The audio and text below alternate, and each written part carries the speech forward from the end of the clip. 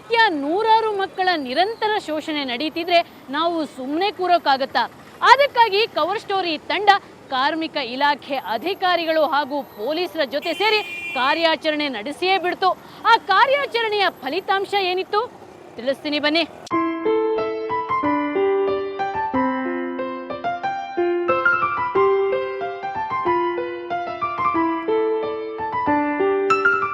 ಈ ಪುಟಾಣಿಗಳಲ್ಲಿ ಇನ್ನೂ ತುಂಟಾಟ ಕುಂದಿಲ್ಲ. ಆಟ ಆಡ್ತಾ ಮೈಮರೆಯೋ ಕನಸು ಆರಿಲ್ಲ.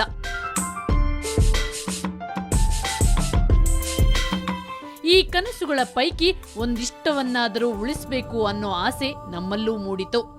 ಆದ್ರೆ ಈ ಆಸೆ ಈಡೇರೋದು ಅಷ್ಟು ಸುಲಭದ ಮಾತಲ್ಲ. ಯಾಕಂದ್ರೆ ಮೊದಲೇ ಗೋರಿಪಾಳ್ಯ ಸೂಕ್ಷ್ಮ ಪ್ರದೇಶ. ಅಲ್ಲದೆ ಈ ಬಾಲ ಕಾರ್ಮಿಕರೆಲ್ಲ ಬೇರೆ ಬೇರೆ ಕಡೆ ಚದುರಿ ಹೋಗಿದ್ದಾರೆ.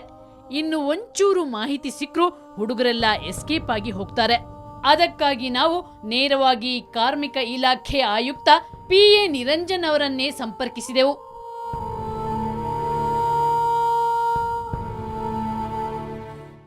ನಮ್ಮ ಯೋಜನೆಗೆ ಸೈ ಅಂದ ಅವರು ದೊಡ್ಡ ತಂಡವನ್ನೇ ರಚಿಸಿದ್ರು. ಜಗಜೀವನ್ ರಾಮ್ ಪೊಲೀಸ್ ಠಾಣೆ ಸಿಬ್ಬಂದಿಗಳ ಸಹಕಾರದಿಂದ ಎರಡೆರಡು ತಂಡಗಳಲ್ಲಿ ರಕ್ಷಣಾ ಕಾರ್ಯ ಪ್ರಾರಂಭಿಸಿದೆವು.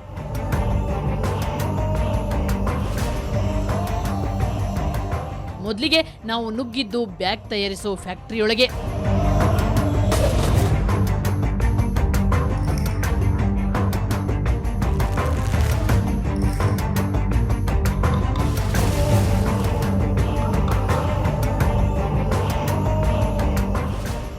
ಅಲ್ಲಿ ಪುಟ್ಟ ಪುಟ್ಟ ಕೈಗಳು ದುಡಿಯುತ್ತಲೇ ಇದ್ದವು. ಆ ಮಕ್ಕಳ ವಿಚಾರಣೆ ನಡೆಸಿದಾಗ ಕೆಲ ಭಯಾನಕ ಸತ್ಯಗಳು ಹೊರಬಿದ್ದವು. ಅವೇನಂದ್ರೆ ಈ ಮಕ್ಕಳನ್ನ ಮಾನವ ಕಳ್ಳ ಸಾಗಾಣೆ ಮೂಲಕ ಜಮ್ಮು ಕಾಶ್ಮೀರ, ಬಿಹಾರ, ಉತ್ತರ ಪ್ರದೇಶದಿಂದ ಕರೆತರಲಾಗಿದೆ. ಈ ಮಕ್ಕಳಿಗೆ ಸರಿಯಾಗಿ ಊಟ ಕೂಡ ಕೊಡುತ್ತಿರಲಿಲ್ಲ. ಮಕ್ಕಳು ಈ ಗುಹೆಯಂತ ಮನೆಯಿಂದ ಹೊರ ಹೋಗುವ ಹಾಗೆಯೇ ಇರಲಿಲ್ಲ.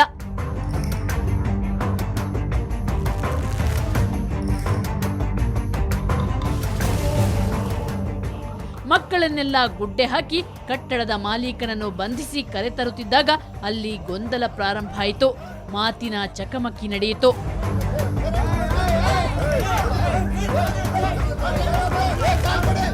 ಅಲ್ಲಿನ ಕೆಲ ಕಿಡಿಗೇಡಿಗಳು ಪೊಲೀಸರ ಮೇಲೆಯೇ ಹಲ್ಲೆಗೆ ಮುಂದಾದ್ರು. ಆರೋಪಿಗಳು ತಪ್ಪಿಸಿಕೊಳ್ಳಲು ಸಹಕರಿಸಿದ್ರು. ನಮ್ಮ ಮೇಲೂ ದಾಳಿಗೆ ಮುಂದಾದ್ರು.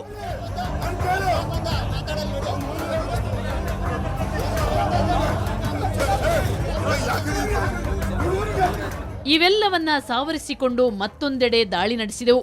ಅಲ್ಲಿಯೂ 5-6 ಮಕ್ಕಳನ್ನ ರಕ್ಷಿಸಿದೆವು.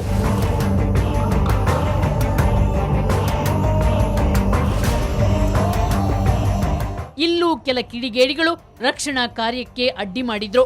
ಅಧಿಕಾರಿಗಳ ಕಾರ್ಯಾಚರಣೆಯನ್ನೇ ಪ್ರಶ್ನಿಸಲು ಪ್ರಾರಂಭಿಸಿದ್ರು. ಈ ವೇಳೆ ಅದೆಷ್ಟೋ ಬಾಲಕಾರ್ಮಿಕರು ತಪ್ಪಿಸಿಕೊಂಡ್ರು. ಕೊನೆಗೆ ಒಟ್ಟು 8 ಬಾಲಕಾರ್ಮಿಕರು ಅಧಿಕಾರಿಗಳ ಬಲೆಗೆ ಬಿದ್ದರು. ಅವರ ವಿಚಾರಣೆ ನಡೆಸಿ ಅವರನ್ನ ಬಾಲಭವನಕ್ಕೆ ಕಳುಹಿಸಲಾಯಿತು. ತಾಯಿಗಳು ಅವ್ರ ಬಗ್ಗೆ ಯಾವುದೇ ರೀತಿಯ ಒಂದು ಕೇರನ್ನು ತೆಗೆದುಕೊಳ್ಳದೆ ಈ ಮಕ್ಕಳನ್ನು ಕೆಲಸಕ್ಕೆ ಕಳಿಸಿರುವಂಥದ್ದು ನಮಗೆ ಕಂಡುಬಂತು. ಹೆಚ್ಚಾಗಿ ಅವರು ಬಡತನ, ನಮಗೆ ಊಟಕ್ಕಿಲ್ಲದೆ ಇರೋದರಿಂದ ನಾವು ಈ ಕೆಲಸಕ್ಕೆ ಬಂದಿದ್ದೀವಿ ಅಂತೇಳಿ ಹೇಳಿಕೆಯನ್ನು ನೀಡಿದ್ದಾರೆ. ಆದರೂ ಇದು ಕಾನೂನಿಗೆ ವಿರೋಧವಾಗಿದೆ ಅಂತೇಳಿ ಅವರ ಗಮನಕ್ಕೆ ನಾವು ತಂದು ಆ ಮಕ್ಕಳನ್ನು ಕೆಲಸದಿಂದ ಬಿಡುಗಡೆ ಮಾಡಿ ಈಗ ಅವರನ್ನು ನಾವೀಗ ಬಾಲಭವನಕ್ಕೆ ಕರ್ಕೊಂಡೋಗಿ ಈ ಮಕ್ಕಳ ಸುಂದರ ಭವಿಷ್ಯಕ್ಕೆ ಸರ್ಕಾರ ಸರ್ವ ಪ್ರಯತ್ನ ಮಾಡಲಿದೆ ಅನ್ನೋ ಭರವಸೆಯನ್ನ ಹೆಚ್ಚುವರಿ ಆಯುಕ್ತರು ಕೊಟ್ಟರು. National child labour project, state child labour project schools ಏನಿದೆ ನಮ್ಮಲ್ಲಿ, ಅಲ್ಲಿ ರಿಹ್ಯಾಬಿಲಿಟೇಟ್ ಮಾಡ್ತೀವಿ. ಅವ್ರನ್ನ ಎಜುಕೇಷನ್ ಕೊಡ್ತೀವಿ, ಅವರಿಗೆ ಫುಡ್ ಕೊಡ್ತೀವಿ. ಲೇಟರ್ ಆನ್ ಅವರನ್ನು ಮೇನ್ ಸ್ಟ್ರೀಮ್ ತರುವಂಥದ್ದು ಒಂದು ಕಾರ್ಯಕ್ರಮ ಮಾಡ್ತೀವಿ. ನಾವು ಕೊಟ್ಟ ದೂರಿಗೆ ಅಧಿಕಾರಿಗಳು ತಕ್ಷಣ ಸ್ಪಂದಿಸಿದ್ರು. ಇದಕ್ಕೆ ನಾವು ಅಭಿನಂದನೆ ಸಲ್ಲಿಸಲೇಬೇಕು.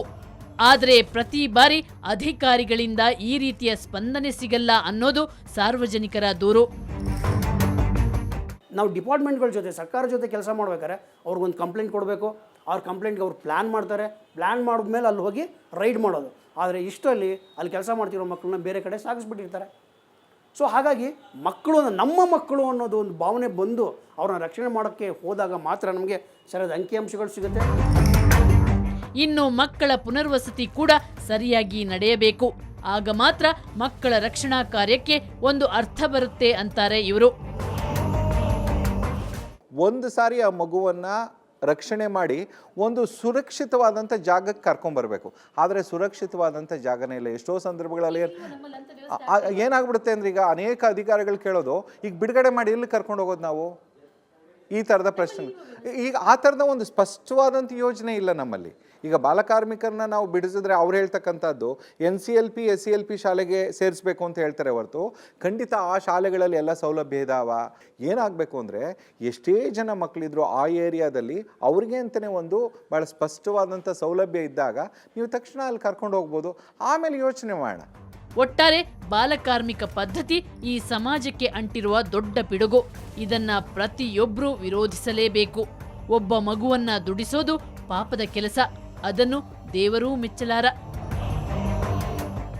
ಗೋರಿಪಾಳ್ಯದಲ್ಲಿ ನಡೆದಿರುವುದು ಒಂದೇ ಒಂದು ಕಾರ್ಯಾಚರಣೆ. ಇಂಥ ನೂರಾರು ಕಾರ್ಯಾಚರಣೆಗಳನ್ನ ಅಧಿಕಾರಿಗಳು ಮೈಚಳಿ ಬಿಟ್ಟು ಮಾಡಬೇಕಾಗಿದೆ.